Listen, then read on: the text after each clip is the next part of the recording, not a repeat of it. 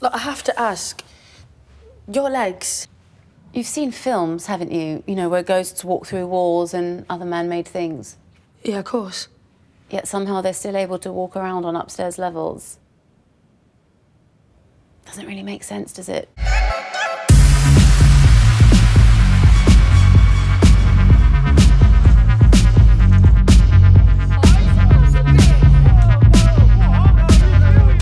Well, it starts off with, like, we're all out having a rave and celebrating Jono's stag do.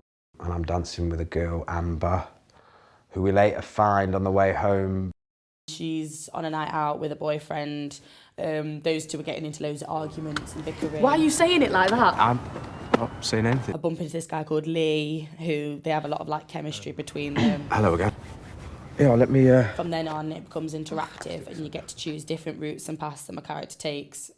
The shit hits the fan, basically, in where it could go either way. I could live, I could die, I could get into trouble. It's sort of down to the audience, really, what happens after that point. Lee falls off a balcony and almost dies, and it's either he just falls, lands, and then Amber finds him after, or he falls on me, and then my character ends up in this, like, limbo.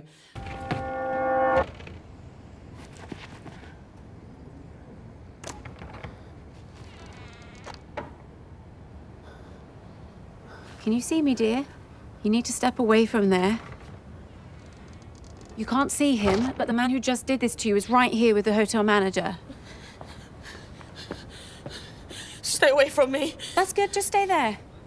So there's the material world, then our spiritual world, and the material is just with like the humans, everyone that's living, and then in our world that we end up going into, it's got ghosts in it. So there's a ghost called Brenda, a ghost called Trevor, and you find out more about those two stories. They're trying to help us survive in the limbo that we're stuck in, so then we don't end up fully dead. Well, as dead as it gets. I play Brenda, who is a ghost. She died in 1963, and she essentially haunts or lives at the hotel. Depending on whose narrative you might be following, whether it's Amber's or Lee's. If it's Amber, Brenda's going to be there acting as a guide to her. However, she does have her own agenda, as with Trevor. There's a reason why she's at the hotel, and that's because her son is living there. She follows him everywhere. That's her main motivation, is just being near her son, Archie.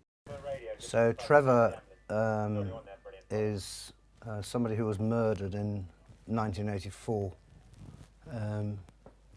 protecting his beloved hotel, which was a very grand old place in those days, but has now sunk into some dilapidation, thanks to partly Dennis, who is now the night porter and not really up to scratch, doing a good enough job.